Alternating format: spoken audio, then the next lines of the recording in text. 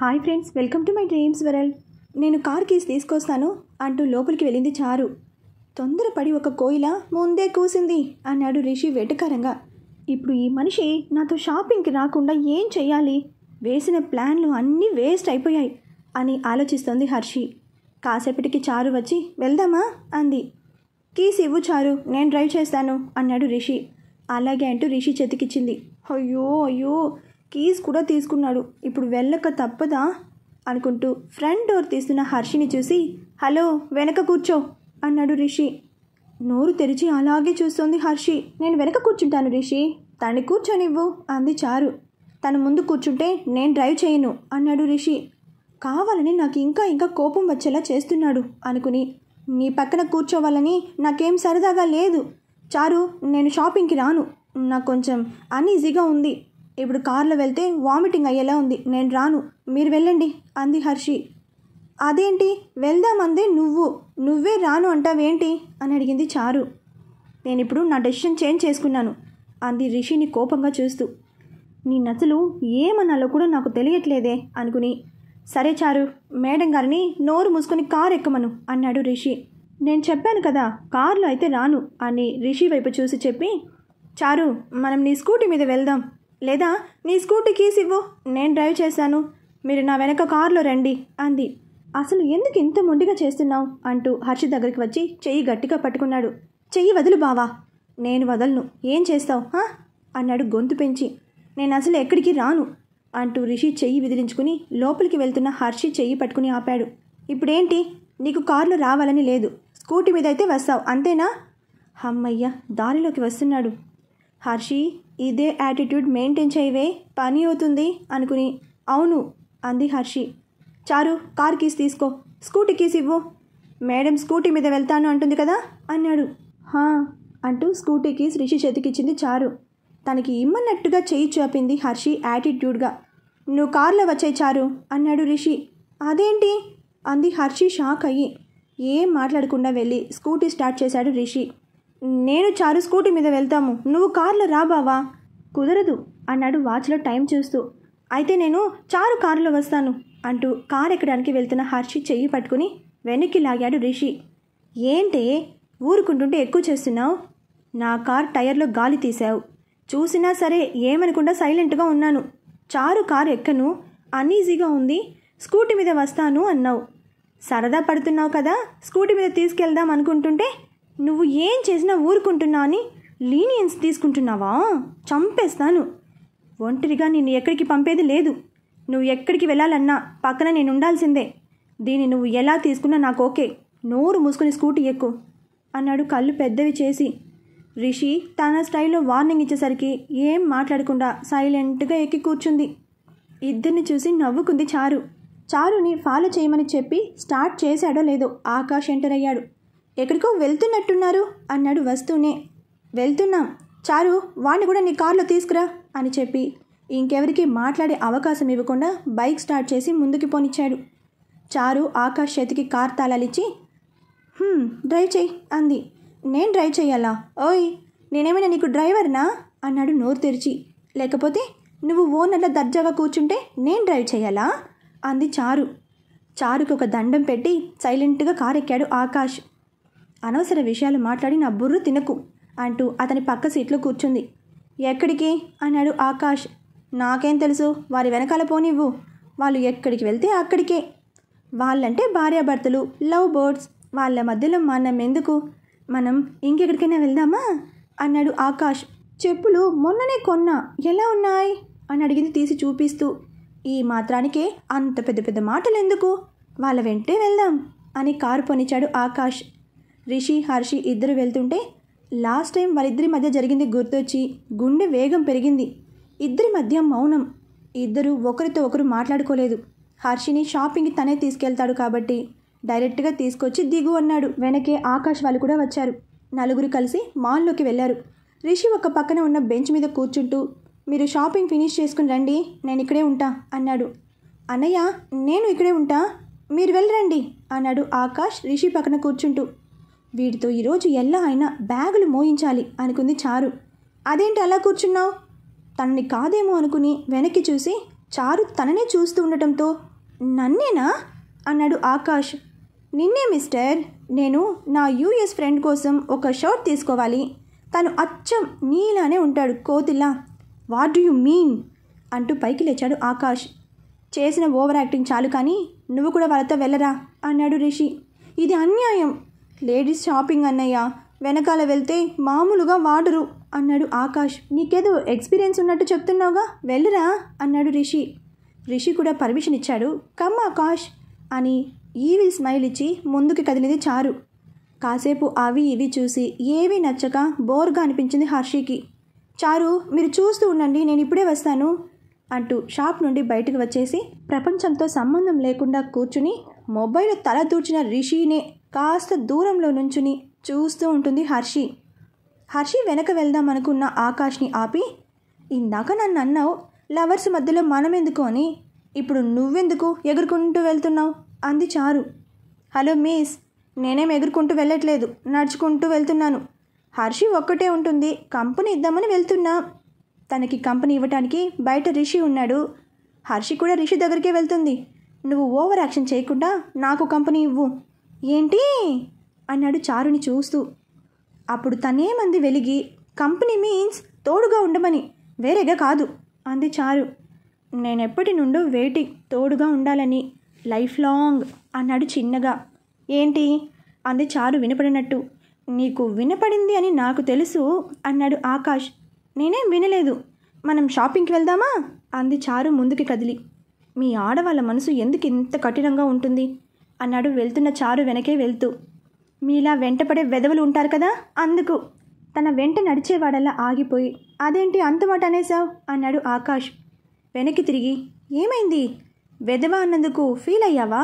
అంతకన్నా ఎక్కువే అనాలనుంది నిన్ను, కానీ ఏం చేస్తాం, నువ్వు రిషికి తమ్ముడు అయిపోయావు అంది చారు. అసలు నేనంటే ఎందుకు అంత కోపం అని అడిగాడు ఆకాష్.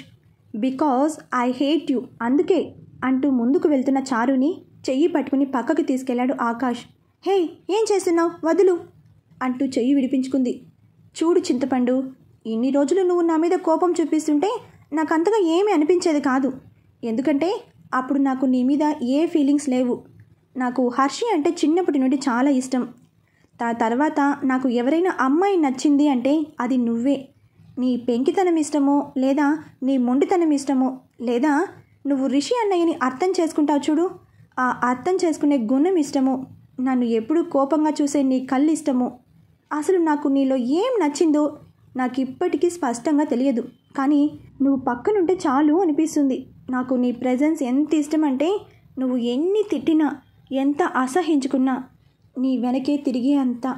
ఇప్పుడు ఇదంతా నీకు చెప్పేవాడిని కాదు, బట్ ఇందాక ఐ హేట్ యూ అన్నావు చూడు, నువ్వు అన్న ఆ ఒక్క మాటకి ఇక్కడ అంటూ హార్ట్ దగ్గర వేలు పెట్టి చూపిస్తూ చాలా అంటే చాలా నొప్పిగా ఉంది. అందుకే చెప్తున్నాను, ఐ లవ్ యూ చింతపండు చారు. నువ్వు పుల్లగా ఉన్నా, కారంగా ఉన్నా, ఉప్పగా ఉన్నా, ఆఖరికి చేదుగా ఉన్నా కూడా, ఎలా ఉన్నా నాకు ఓకే. ఏమంటావు అన్నాడు ఆకాష్. ఆకాష్ చెప్పే మాటలకి నోరు తెరిచి అలాగే చూస్తుంది చారు. సారీ, ఒక్కటి మిగిలిపోయింది అని చుట్టూ ఎవరైనా ఉన్నారేమో చూసి చారుని హక్ చేసుకున్నాడు ఆకాష్. ఎలా, ఎప్పుడు, ఎందుకు నీ మీద ఇష్టం వచ్చిందో తెలియదు.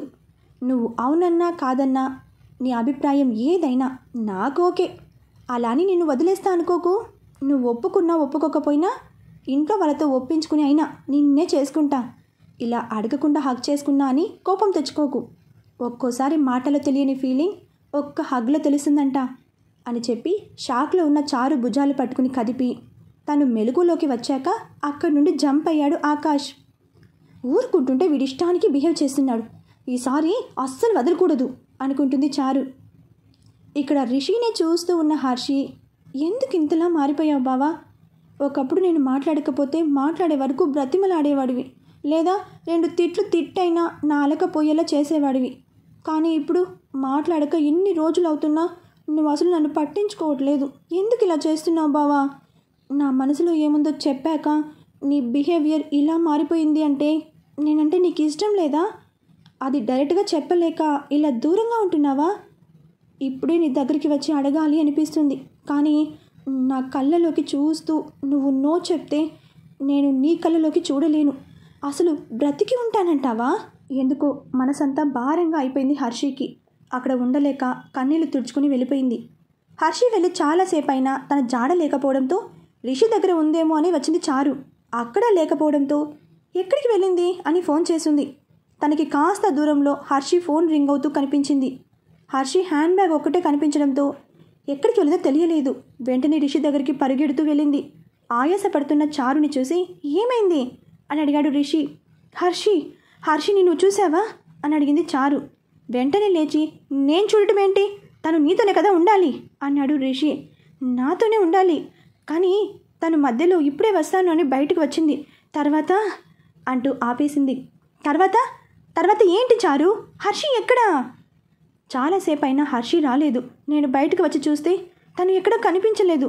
ఒకచోట తన బ్యాగ్ పడిపోయి కనిపించింది అంటూ హర్షి బ్యాగ్ చూపించింది. అసలు నువ్వు ఏమంటున్నావు చారు? హర్షి కనిపించట్లేదు రిషి అంది చారు కంగారుగా. ఒక్కసారిగా ప్రపంచం స్తంభించినట్టు అయింది రిషికి. వెంటనే తేరుకుని కనిపించట్లేదా? అలా ఎలా చెప్తున్నావు? నీ దగ్గర నుండి బయటికి వచ్చింది అంటే వెంటనే నాకు ఫోన్ చేసి చెప్పాలి కదా అని చారుని అరిచాడు రిషి. సారీ రిషి, కానీ తను నీ దగ్గరికే వస్తుంది అనుకున్నాను. ఇప్పుడు నాకు కావాల్సింది నీ సారీ కాదు, హర్షి తనెక్కడ ఉంది అని ఆలోచించి తను వాష్రూమ్కి ఏమైనా వెళ్ళి ఉంటుంది, ఒకసారి చూడు చారు అన్నాడు రిషి. సరే అంటూ వాష్రూమ్ వైపు వెళ్ళింది. రిషి చారు మీద అరవడం చూసి విషయం అర్థమయ్యి ఆకాష్ అప్పటికే హర్షిని వెతకడానికి వెళ్ళాడు. రిషి కూడా మాల్ మొత్తం జల్లెడ పడుతున్నాడు. ఎక్కడా కనిపించలేదు. కాన్ఫరెన్స్ కాల్ ద్వారా ముగ్గురు 3 ఫ్లోర్లలో వెతికారు. హర్షి ఎక్కడా కనిపించలేదు. హర్షి కనిపించక ముగ్గురు మాల్ మొత్తం తిరుగుతూ తన కోసం వెతుకుతూ ఉంటారు. రిషికి మాత్రం పిచ్చి పట్టేలా ఉంది. ఎక్కడున్నావు అమ్ము అనుకుంటూ చుట్టూ చూస్తున్నాడు. ఎక్కడా కనిపించక ఎటు వెళ్ళిందో తెలియలేదు ముగ్గురికి. గ్రౌండ్ ఫ్లోర్లో కలుసుకున్నారు ముగ్గురు. ఇంతలోనే ఎక్కడికి వెళ్ళిపోయింది? ఎవరికి చెప్పకుండా బయటికి వెళ్ళలేదు కదా అంది చారు. మరి మాల్లో కూడా లేదు కదా అన్నాడు ఆకాష్. రిషి ఆలోచించడం మొదలుపెట్టాడు. వెంటనే ఎంట్రన్స్కి ఎదురుగా ఉన్న షాప్లోకి వెళ్ళాడు. తన విజిటింగ్ కార్డు చూపించి నాకు అక్కడున్న మీ సీసీటీవీ ఫుటేజ్ కావాలి అని అడిగాడు. అతను ఏం చెప్పాలో తెలియక అలాగే చూస్తుంటే ఇతనితో పని ఎలా లేదు అనుకుని ఎక్స్క్యూజ్ మీ మేనేజర్ ఎక్కడా అన్నాడు రిషి. అతని మేనేజర్ని పిలిచాడు. హాయ్ అంటూ అసలు విషయం చెప్పి ఒక్కసారి ఆ ఎంట్రన్స్ దగ్గర ఉన్న కెమెరాకి సంబంధించిన లాస్ట్ 1 అవర్ నుండి సీసీటీవీ ఫుటేజ్ కావాలి అని అడిగాడు. అతను ఒక్క సెకండ్ ఆలోచించి రండి అంటూ తీసుకెళ్లాడు. అతను రిషి అడిగినట్టుగా గంట క్రితం నుండి ఫుటేజ్ సిస్టంలో చూపిస్తున్నాడు. ఫాస్ట్ ఫార్వర్డ్ ద్వారా చూస్తున్న రిషికి హర్షి బయటికి వెళ్ళడం కనిపించింది. హర్షి కనిపించిన దగ్గర స్టాప్ చేయించి అక్కడి నుండి స్లో మోషన్లో వీడియో ప్లే చేయించి చూశాడు. అసలు ఎందుకు ఏడుస్తోంది, చెప్పకుండా బయటికి ఎందుకు వెళ్ళిపోయింది అనుకుంటూ ఆలోచిస్తున్నాడు. ఆ మేనేజర్కి థ్యాంక్స్ చెప్పి అక్కడి నుండి వేగంగా బయటకు కదిలాడు రిషి. ఏమైంది అంటున్న ఆకాష్ చారులని చూసి హర్షి మాల్లో లేదు, బయటికి వెళ్ళింది. చారు నువ్వు ఇంటికి వెళ్ళి తను ఇంటికి వెళ్ళిందేమో చూడు, నేను ఆకాష్ ఈ చుట్టుపక్కల ఉందేమో చూస్తాం అన్నాడు రిషి.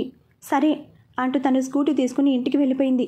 చారు వెళ్ళాక రే ఆకాష్, తను బ్యాగ్ కూడా వదిలేసి వెళ్ళింది అంటే తన దగ్గర డబ్బులు కూడా ఉండి ఉండవు. నాకు తెలిసి నడుచుకుంటూనే వెళ్ళి ఉంటుంది.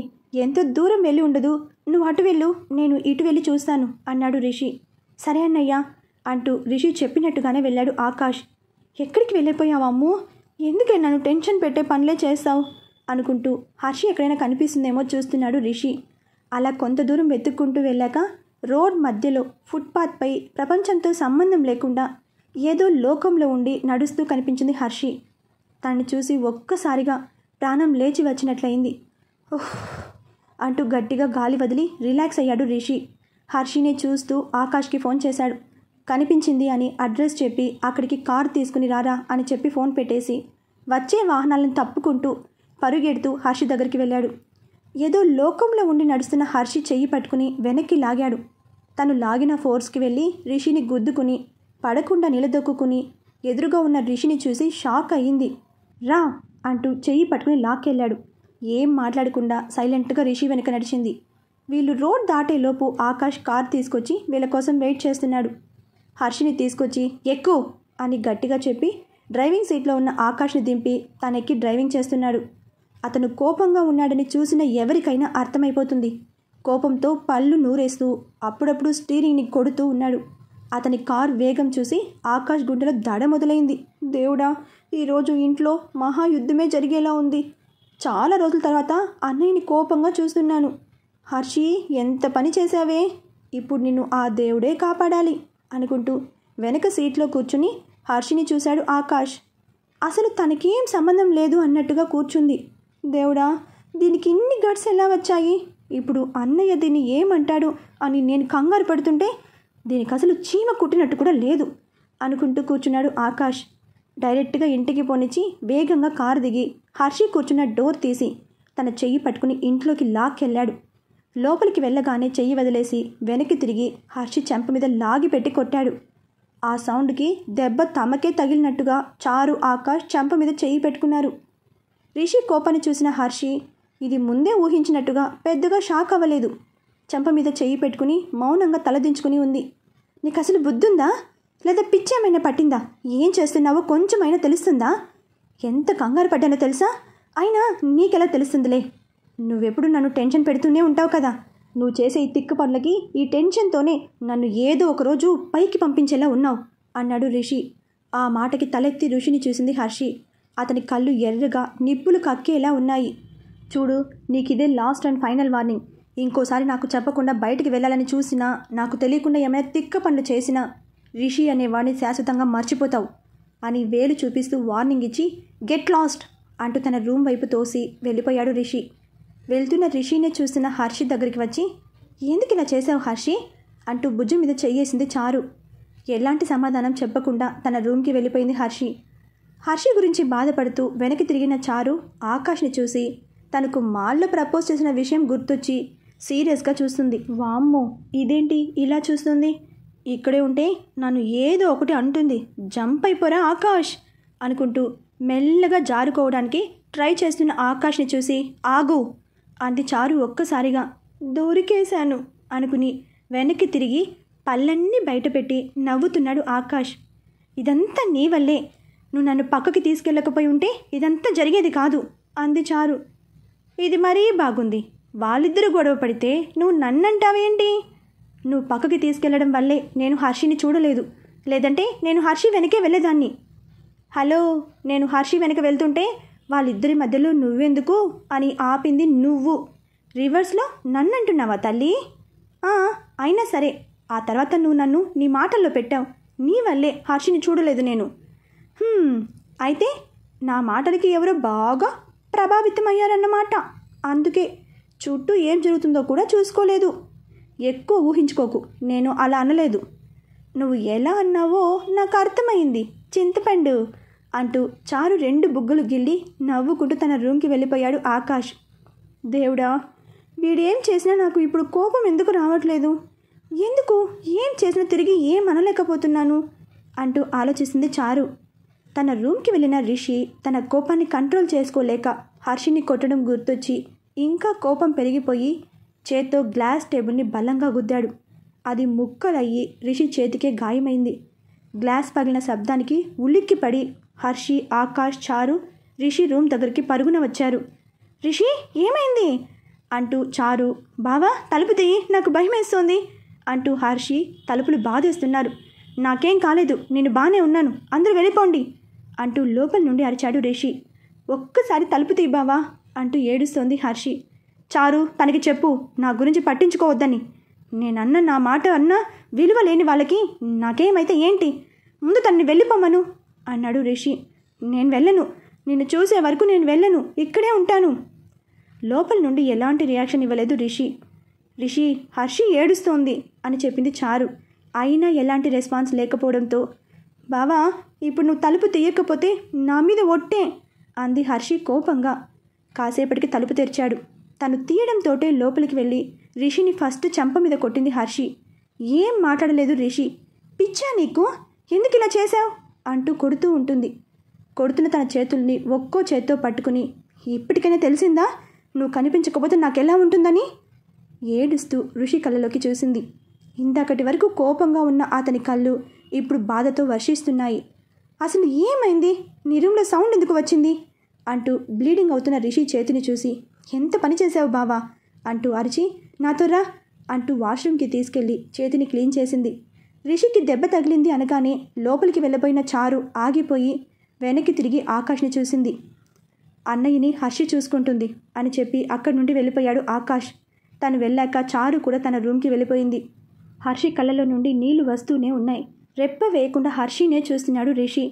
గాయాన్ని వాటర్తో క్లీన్ చేశాక బెడ్ మీద కూర్చోపెట్టి ఫస్ట్ ఎయిడ్ బాక్స్ తీసుకొచ్చి ఆయింట్మెంట్ రాస్తూ ఉంది హర్షి. నాకేం కాలేదు, ఇప్పుడేమైందని ఏడుస్తున్నావు? నువ్వు అసలు మాట్లాడకు అంటూ మందు రాసి కట్టు కట్టింది.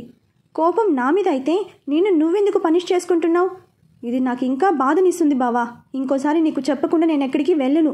నువ్వు మాత్రం ఇలా చేయకు ప్లీజ్ అని చెప్పి రెస్ట్ తీసుకో అంటూ పగిలిన గాజు ముక్కల్ని చూస్తూ నేను ఇదంతా క్లీన్ చేస్తాను అంటూ లేచిన హర్షి చెయ్యి పట్టుకుని ఆపాడు రిషి. ఏంటి అన్నట్టుగా రిషిని చూసింది హర్షి. ఇందాక తనని కొట్టిన దానికి గుర్తుగా హర్షి చెంప మీద పడిన చేతి గుర్తులను చూస్తూ వణుకుతున్న చేత్తో టచ్ చేసి సారీ అమ్మో అన్నాడు రిషి కన్నీళ్లతో. బదులుగా చిన్నగా నవ్వింది. అలా వెళ్ళిపోవడం నా తప్పే బావా. నువ్వెంత కంగారు పడతావో ఆ టైంలో నేను ఊహించలేదు. నేనే సారీ చెప్పాలి. నువ్వు నన్ను కొట్టడం తప్పు కాదు, అందుకు నేను బాధపడటం లేదు. నువ్వేం ఫీల్ అవ్వకు అంది హర్షి. తన మాటలకి అనవసరంగా హర్షిని కొట్టానన్న గిల్ట్ ఫీలింగ్ వచ్చింది రిషికి. వెంటనే తనని హగ్ చేసుకుని అలా ఉండిపోయాడు. కాసేపటికి తనని వదిలి హర్షి చెంపని తడుముతూ తను కొట్టిన చోటే ముద్దు పెట్టాడు రిషి. రిషి ముద్దు పెడుతుంటే కళ్ళు మూసుకుంది హర్షి. ఒకరి ఊపిరి ఒకరికి వెచ్చగా తగిలేంత దగ్గరగా ఉన్న ఇద్దరూ ఒక ట్రాన్స్లోకి వెళ్ళిపోయి ఇంచు కూడా కదలకుండా ఒకరి కళ్ళలోకి ఒకరు చూసుకుంటూ అలాగే ఉండిపోయారు. అమ్మూ, ఎప్పటి నుండో నీకో విషయం చెప్పాలని చూస్తున్నా, కానీ చెప్తే నువ్వు ఎలా రియాక్ట్ అవుతావో అని ఇన్ని రోజులు చెప్పకుండానే ఆగిపోయాను. కానీ ఇప్పుడు నీ కళ్ళలోకి చూస్తుంటే ఆ మాట చెప్పేయాలనిపిస్తోంది. చెప్పనా అన్నాడు రిషి. అంది తల ఊపుతూ తన ఫేస్ని 2 చేతుల్లోకి తీసుకుని. నీకెప్పుడైనా అనిపించిందా బావెందుకు నా విషయంలో అంత ఓవర్ క్యారింగ్గా ఉంటాడు అని? చాలాసార్లు అనిపించింది. నాకు ఈ మధ్య దానికి సమాధానం దొరికింది అంది రిషి కళ్ళలోకి చూస్తూ. నీకు అభి ప్రపోజ్ చేసిన రోజు అవునా అని అడిగాడు రిషి ఆశ్చర్యంగా చూస్తూ. అవును, కానీ ఈ విషయం నీకెలా తెలుసు అని అడిగింది హర్షి. చెప్తాను, కానీ అభి నీకు ప్రపోజ్ చేసిన రోజు ఏమైంది నాకు చెప్పమ్ము అని అడిగాడు రిషి. ఆ రోజు నాకు అభి ఐ లవ్ యూ చెప్పాడు బావా, కానీ నాకు అక్కడ అతని ప్లేస్లో కనిపించింది నువ్వే నాకు ఐ లవ్ యూ చెప్తున్నట్టుగా అనిపించింది. వెంటనే నీకు ఇది చెప్పడానికి ఇన్ని రోజులు పట్టిందా అని నాకే తెలియకుండా అనేశాను. తర్వాత తెలిసింది అభి ప్లేస్లో నేను నిన్ను ఊహించుకున్నాను అని. మరి అభికేం చెప్పావు? తను నువ్వు యాక్సెప్ట్ చేసావనుకుని ఉంటాడు కదా బావా. అది నేను అంటూ తడుబడుతున్న హర్షిని చూసి, ఇంకా నేను దీన్ని సాగదీయాలి అనుకోవడం లేదు హర్షి, ఏం జరిగిందో చెప్పు అన్నాడు రిషి. అది బావా, నాకు పెళ్ళైపోయింది అని చెప్పాను అంది హర్షి కళ్ళు మూసుకుని. ఈ రిషి ఇప్పటికైనా హర్షి ప్రేమను అర్థం చేసుకుని ఇద్దరు ఒక్కటవుతారా? చూద్దాం తర్వాతి అప్డేట్లు. బాయ్ ఫ్రెండ్స్, మరొక భాగంతో కలుసుకుందాం.